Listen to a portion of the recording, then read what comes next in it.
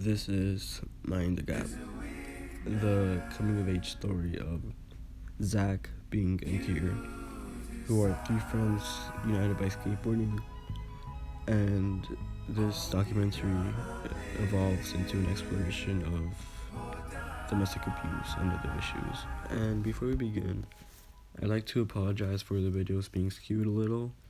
This is because my phone was filming a TV on top of a box, on top of my laptop.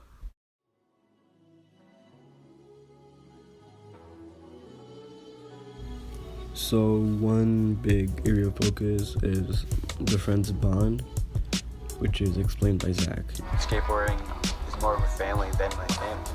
We formed a family together, to look out for each other, because no one else was looking out for us. Another area of focus is how skateboarding can be used as a stress reliever and to distract from your life. It would kind of be like a drug in a way. I could seriously be on the verge of having a fucking mental breakdown, but as long as I'm able to go skate, I'm completely fine.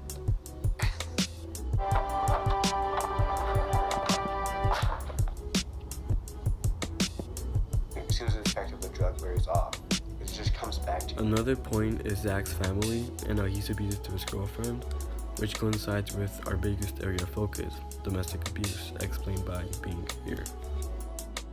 I'm making this film because I was physically disciplined by my stepfather. It didn't make sense to me. And I saw myself in your own story.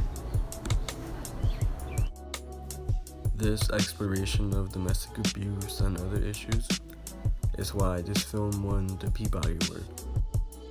This documentary also takes a smaller exploration into race, especially with Q.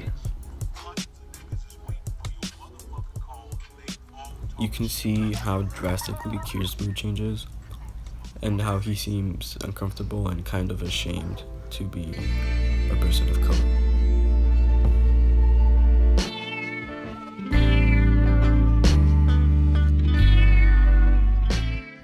A lot of the shots that I liked were primarily Bing recording the other people skating because himself skating gave it a more intimate feel.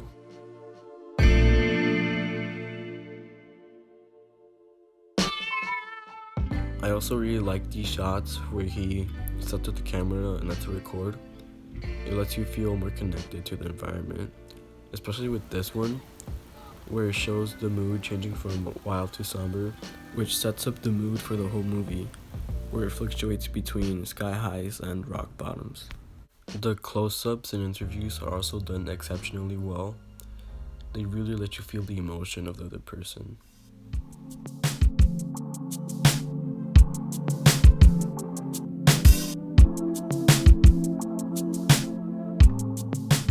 Two scenes in this movie that changed my outlook was where Zach is interviewed for his domestic abuse and where Bing interviews his mom for his abusive stepfather. First time I was ever alone with him, that's when he grabbed me. He had two faces, okay? He can be bad, but a lot of time he was very sweet with me. I do not know he's that bad, especially behind him.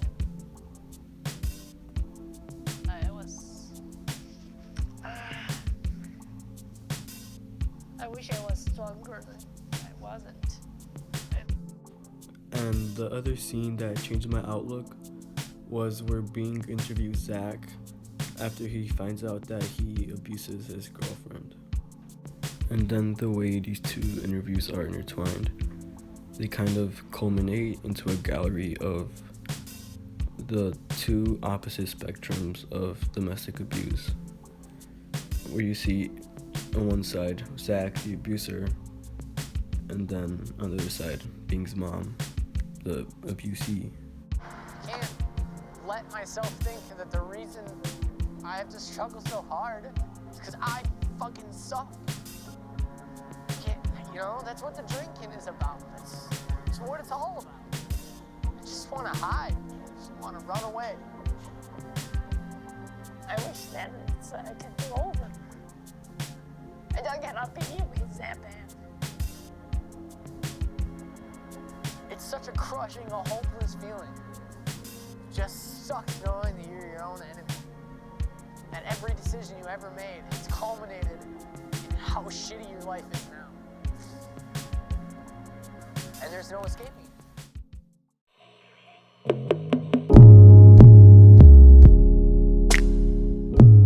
Alright, before we talk about the end, we must first talk about the beginning. Bing, as a young teen, was physically abused by his stepdad, and didn't understand why, but he escaped that by skating with his friends Kier and Zach.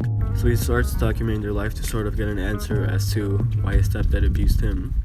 And during documenting, Bing also finds out that Zach beats his wife, which takes him by surprise. So Bing goes to interview Zach and finds out that there's more behind the abuser.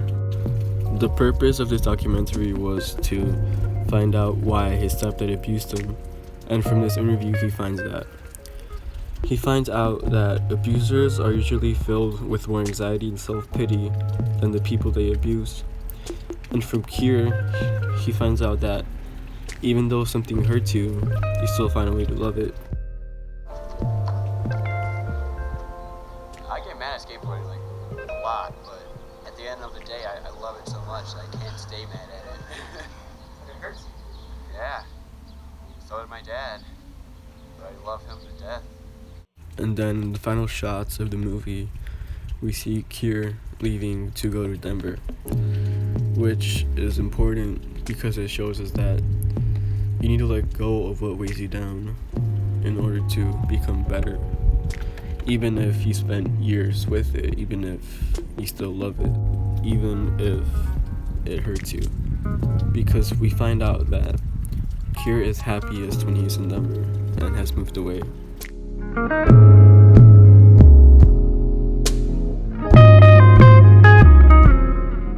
We can also see this with Zach's dog, who finds a better home with Zach's parents.